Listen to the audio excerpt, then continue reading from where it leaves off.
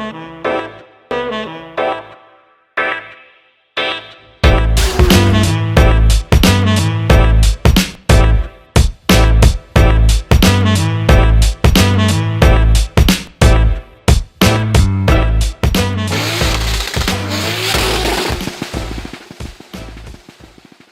guys, it's the morning of departure for Drift Week 2. All preparations are done, everything's ready. This is the most prepared I've been for a trip since I don't know when. It's kind of crazy. Still did work up to the last minute to get everything ready, but like everything's ready. I feel like there's nothing that didn't get done. Anyways, I got a 12-hour road trip today. I'm stopping along the way in southern Utah to pick up a good friend of mine. Who's gonna be a co-pilot for me. I had a couple other guys lined up in the beginning and all that fell through, responsibility, work, people, stuff like that. So I hit up this guy last minute and he said, yeah, let's do it. We've been friends for a long time and so I'm excited to take him along. So I'll introduce him in a little bit. The car's got a heater, car's got lights, turn signals, full interior, everything's fully functional. I'm pretty stoked on it. It's making 450 horsepower. It's just exactly how I like it. So I think it's going to be a great car for this trip. Last time, of course, I took the IS300, which was good. It was a great street car, but it didn't have that race car element to it. That I don't know. There's something about the S13 that's I don't know, that I love, and the IS300 never did that for me. So in that aspect, I'm stoked to be back in an S13 doing this trip. So I just wanted to mention real quick, it's unfortunate that Hui Pinto is not able to make it here. Due to COVID, they wouldn't let him travel to the United States from Portugal. This is the car that he bought, and we were working on getting it ready. Started painting the interior, had all the panels ready, everything was ready to go. It's got a 1J, all the cool stuff. It's not going to happen for him this time. It's super sad, so I just thought about that as I'm about to leave the shop here to depart on this journey. It was supposed to be him and me and Seth, and we were going to all meet together and caravan down there, and it's like kind of reflecting on that. I'm by myself. Seth is still working. I wish I could be there to help him out. Hui can't make it. I wish he was here. So just lonely old me. I overlooked a small detail here. With the 5K springs in the rear, this car's sitting on the ground, and I think the skirts and the bumper are going to rub.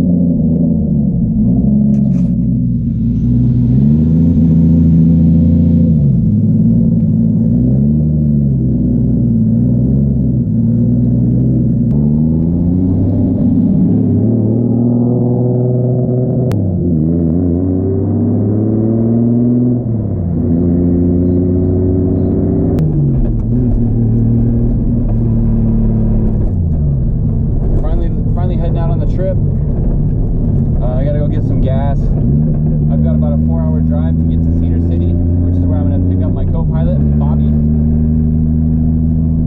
And then from there, it's another 8 hours or so to get to Tucson.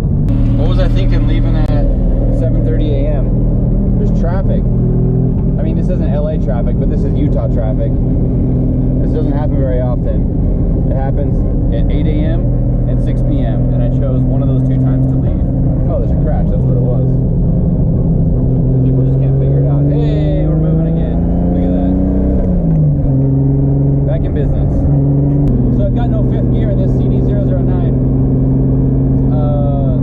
My old trans had no fifth gear, and I thought, oh, let me pull this other one off the shelf that I bought, so that I can have a fifth gear for the trip. We did all the work to swap it out, and it has the exact same problem. Literally, like, exactly the same. This one feels a little bit smoother, but still no fifth gear. So it'll be interesting for this trip. So basically, fourth gear, right to sixth. Fifth gear just pops out. Yeah, I'm not gonna do that anymore. All right, so I got a little story. It's kind of hard to choose someone to go with on Drift Week. I figured that out last time. I took two good buddies. I mean, obviously, if you're gonna choose someone, it's got to be someone that can take time off work, someone that can like deal with tough situations, someone that knows how to work on a car, someone that can drive when everyone's tired. Like there's a lot of considerations. So I was thinking of all the people I know, all the friends, and some would meet some criteria and some would meet other criteria. I had two buddies that said they were down to go, and then they both bailed on me. Luckily they gave me some notice, right? And I'm like, all right, scratching my head, who can I take, who can I take, who can I take, right? And then I was talking to someone, I can't remember who it is, but this guy's name came up, and I thought, perfect, that's the right guy, perfect. So I hit him up and I was like, no way, he's not gonna come with, he's not gonna wanna take time off work. And he did. He's actually living in Houston at the time. We're in Salt Lake. He's from southern Utah. And I called him, he's like, dude, let's do it. He just at the drop of a hat, I'll make it happen, let's do it. And the guy here, I've known him since 2008. At least. Bobby. What up? Bobby, Low Eye Media. Yep. This dude, oh, that's the other thing about having someone with you. If they can take good pictures and video, it makes this experience way better. Exactly. Bobby fits all that criteria. When I did my first SR swap, I drove my car 250 miles to get down here with a CA in it and an SR in the trunk, and this dude helped me figure it out in like what, 2 days? We did it in 2 days and then drove it back. Taking out motors. This is the OG, like the homie. You know, we get older, we haven't been hanging out so much anymore, but this is gonna be a good experience. Great experience. It's gonna be super excited. This is U.S. history, like drifting history with this stuff. You know what I mean? Yep, exactly. Second year, it's gonna be cool. Yeah, I'm gonna be a little awkward on camera because usually I'm on the other side. But, Bobby's the guy. He takes the best pictures. But we're gonna get a lot of good content. Yeah, we are. On this trip. Yeah, we are. It's gonna be a whole lot of fun. And this dude's got S13 coupe. I do. It's currently not here. It's put away in storage as of yesterday. But if it was, I would have done like something stupid. That's chassis homie. Exactly. All right, this is a new car for me, so I was just gonna talk a little bit about how it's set up. Of course, you got Sylvia bricks. I've been saving these for a long time for a special project. I don't know if you can tell, but we actually put clear bra on them because I do not want rock chips. I don't want these to break on this trip. Let me show you guys what's under the hood. True to my style, you gotta have the JZ under the hood. This one is a 1JZ head, VVTi. We actually had an IS300 bottom end on it, but I was worried about the rods being too weak, so we put a SC300 non-VVTi 2J non-turbo bottom end in it. So it should be pretty strong. Still not built to the gills, but it's strong enough for this. We did 450 horsepower on the dyno last night and like 500 torque. Made peak torque at like 3,800 RPM. So like this thing comes on like really good. Not peak torque, sorry. Made 400 torque at 3,800 RPM. So it's pretty good.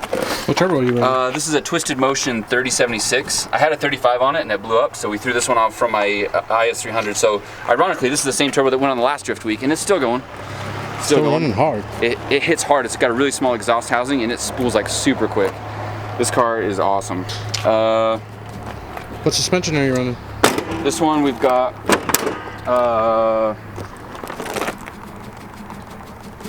Feel coilovers on it. I actually found out that the front left is bent. The shock shaft is bent, so I brought a whole extra set of coilovers on the trip. What else? We got the NRG, hooked it up with some Prismas. We got energy steering wheel. The interior, you gotta open the door though and show them the glitter. I'm actually pretty stoked on this interior. Like, for the most part, it's a full interior. We got carpet.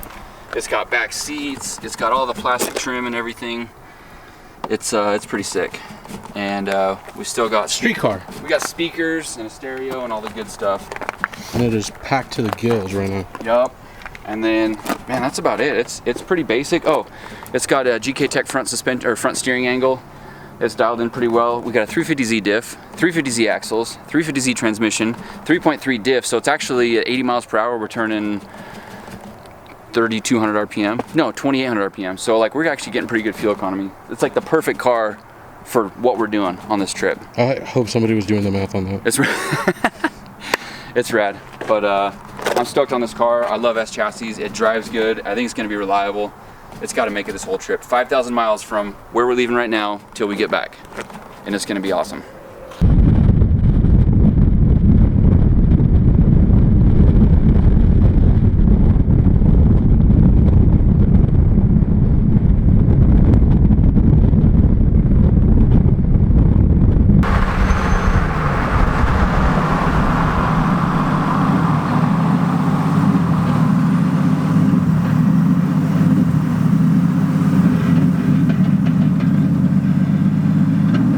So we had to make a stop off in Vegas.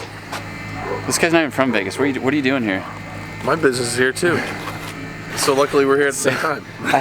So I forgot that I had bought some tires from Alex, and I was like, yo, I need some tires because one of our tire orders didn't come through in time. So like, oh, we'll stop off in Vegas. Well, how are we gonna put the tires on the car? Well, this is how we're putting the tires on the car. Where am I gonna get ratchet straps? Oh, hey, Brad's in town and he's got ratchet straps. So it all worked out. Anyways, so this is where we're at now. We've got 4 tires on the back of this car that's fully loaded, and we're just gonna strap them down and finish the 8-hour drive to Arizona. But hey, I got 4 more tires, so you know, bonus. Look at all this genius going on here.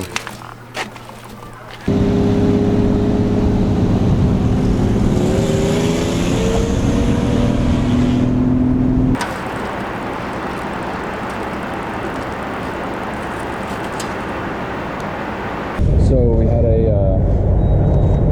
had a fuse blow for the taillights, which also controls the headlights. Not the headlights, the front markers and side markers and rear taillights and all that stuff is on the same circuit. I had a problem with it in Utah. I thought it might be a problem on this trip, and first day it's a problem. Put another fuse in and it blew immediately, so we got a dead short right now. So I got to get out the power probe and start poking around and trying to find out where it is. We're about 7 hours from Tucson. It's like 5 p.m. so the longer we take, the later we're gonna get there. So I'm trying to get this figured out so we can get it back going ASAP. So it's that 3rd fuse up is the taillight fuse on the right side. I've got it out right now. I put another one in and it blew immediately. So I'm gonna open up the hood and see what we got.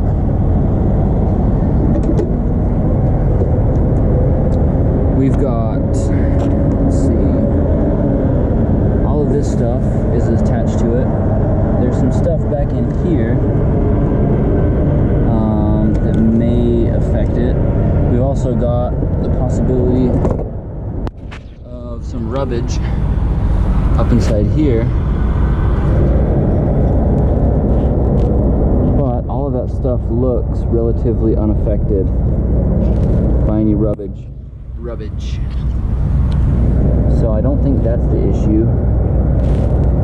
And the other side is completely tucked, so I know it's not over there. And it's possible that it could be in the trunk too. But in order to get in the trunk, we got to move all this stuff that we strapped down, and that's also where my power probe is. So yeah, I'm pretty excited about this. I don't know how to get excited. All right. I was poking around with the thing, the power probe, and I didn't even need to poke around. There's a wire here that's like stripped. I was actually looking for this wire when I was wiring up the front end, couldn't find it. Had to find it on the side of the road. It's blown out, like it's stripped and touching the frame and just doing one of those through the metal. So anyways. It's having a tool party.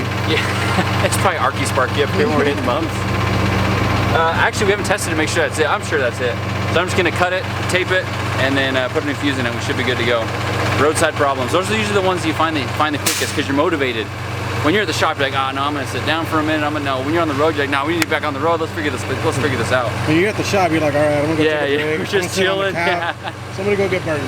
Yep. No burgers here. Just work. Just work.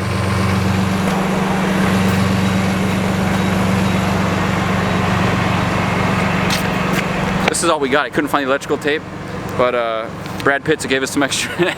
So this is what we're using. We're gonna find the electrical tape tomorrow, guaranteed. Have to retape everything. All right.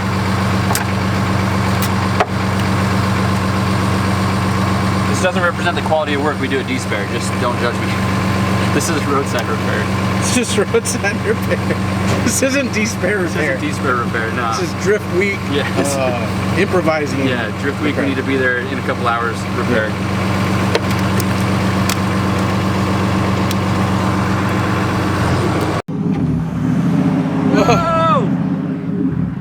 Whoa! Super doof. What happened? That was a bad hit. That hit hard. Hit a bump on the freeway, heard something, and Bobby's like, yo, I think something's dragging.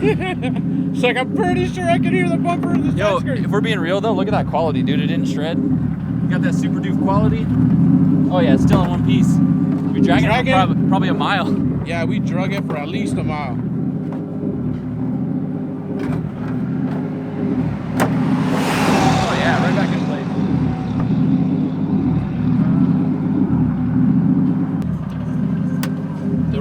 So he's barefoot. We're on the side of the freeway. And he's barefoot. I wasn't ready for problem. So we were driving, and all of a sudden we heard a noise, and now we're missing a tire. Yeah, so now it's an adventure, and we gotta go back there, hopefully less than a mile. I gotta go find it. Yeah. Man, what an adventure. This is a trip I've never done. Oh Man, this is gonna be nuts. Okay. So we lost a tire off the back of the car. I'm currently walking up and down the freeway trying to find it. Oh, there's traffic coming. So yeah, that's where we're at right now.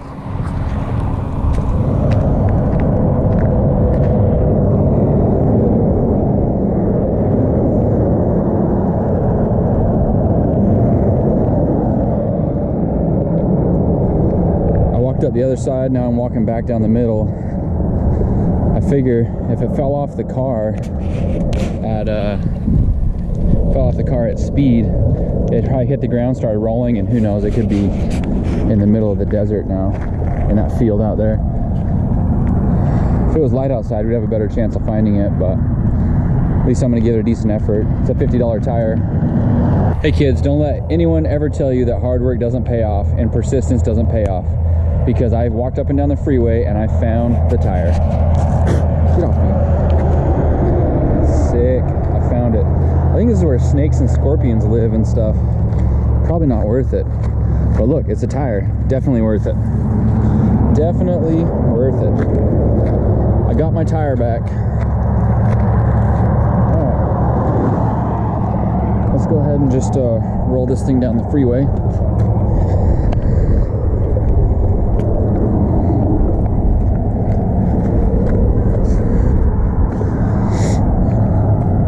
Got my tire back. Bobby, I found my tire. It's my tire.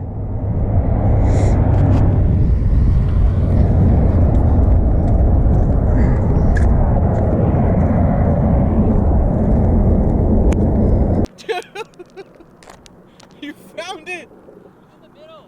What? It was in the center lane. I saw it when you crossed over. I was like, shit, he found it. I gave up, man. I was like, there's no way I'm gonna find it. I gave up too. I walked like 3 times further than I needed to, but I saw. Dude, I'm be so thorough, glad man. it was right there. it's a $50 tire. I'm not giving up that easy. Persistence, yo. When I Alright. saw you stop and then like go into the Oh, middle, yeah. I was all like, You're like, oh no shit, way. that's how you found it. I was like, I holy kept seeing crap. knees everywhere, man. I thought it was hard. I found like 6 rabbits. I thought for sure I was gonna get bit by a snake. After a long day of travels and some problems, several problems, small problems, but some problems. They're all fixed. We finally arrived in Tucson. We didn't get much response in the chat for the Airbnb, so we shacked up with Dan at a hotel. We'll figure everything else out tomorrow. Long day. The last hour was pretty rough. Yeah, the last one we almost didn't make it, but I was falling asleep for a minute, and Bobby's like, "Yo, you're falling asleep." So he takes over, and he's like, "Yo, I'm falling asleep." And I'm like, "All right, man, I'm back in the game," and we were just trading off to get here. Yeah. But the old we made it. The old champion made it. Parked down there. Minor issues. Yeah, minor issues. I'm pretty sure that we put the tires on after they fell off the trunk. I'm pretty sure we lost like 5 miles per gallon. It was just a straight air brake with the trunk wide open. But yeah, all in all, it was a long day, but it was pretty good. Pretty good stuff. Tomorrow it officially starts the drift week, and I think it's gonna be a good time. I think we're gonna have lots of fun. Yeah, it's gonna be a good time. I think we're gonna have good content for you guys to watch. Yep. So this will be the end of this video, and then tomorrow starts the good stuff, the fun stuff, the driving. We'll see if the champion can keep going, or if we're gonna have more work to do. Right. So we'll call it a night. Thanks for watching. So I'm looking for ice in this hotel. No, it's a motel, because the doors are on the outside, and I can't find the ice machine, and I've already walked around this place twice, and I'm actually being kind of loud. And I don't think it's over here. Anyways.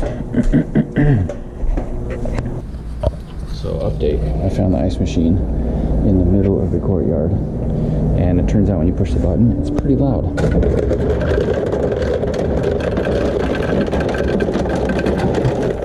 It's gonna wake everybody up. And that is the end of my video.